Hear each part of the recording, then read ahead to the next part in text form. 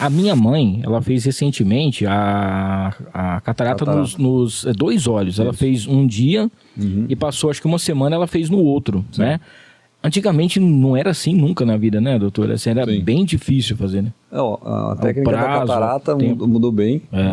Eu posso falar isso porque eu vi, né? Eu vi meu avô fazer, eu vi meu pai fazer e eu me vejo fazendo hoje. Então a gente, na época do meu avô, ele fazia no consultório dele e eu atendi pacientes que eram dele. Graças a Deus. E olha o que eles faziam. Eles atendiam o paciente, aí tinha que fazer catarata. Era uma cirurgia bem mais invasiva do que hoje. Sim. E era tão invasivo que o paciente ficava acamado na casa do meu avô. Ele tinha um quarto na casa, tipo para recuperação. Hotel, isso, de pessoas que vinham de fora para ficar lá. Minha avó que cuidava dessas pessoas. E uma dessas pessoas que me contou essa história é que ele gostou muito da comida que minha avó fazia no jantar. Minha avó realmente cozinhava muito bem, assim como minha mãe cozinha muito bem. Ou seja, uma lembrança bem afetiva mesmo. Ela falou, puta, a gente não queria ir embora.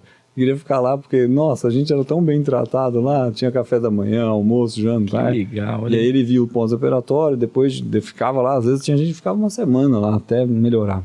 Depois veio o meu pai, já fazia uma cirurgia um pouco mais, bem menos invasiva. Houve uma evolução também no tipo de cirurgia de catarata, o tipo de aparelho que faz a cirurgia de catarata, na época, na década de 90, 2000.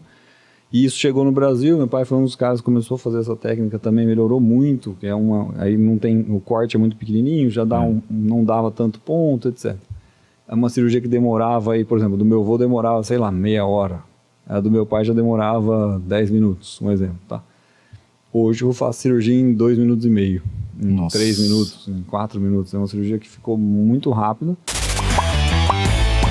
E aí, gostou desse corte? Então não esqueça, se inscreva no canal, ative as notificações, dá aquele like e compartilha para todo mundo. O link para o episódio completo tá aqui embaixo. É só clicar e assistir.